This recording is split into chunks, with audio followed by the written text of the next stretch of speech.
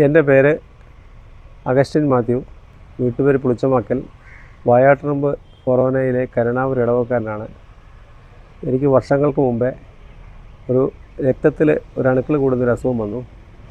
അത് പല ഡോക്ടർമാരെ കാണിച്ചിട്ടും കണ്ടുപിടിക്കാൻ പറ്റിയില്ല.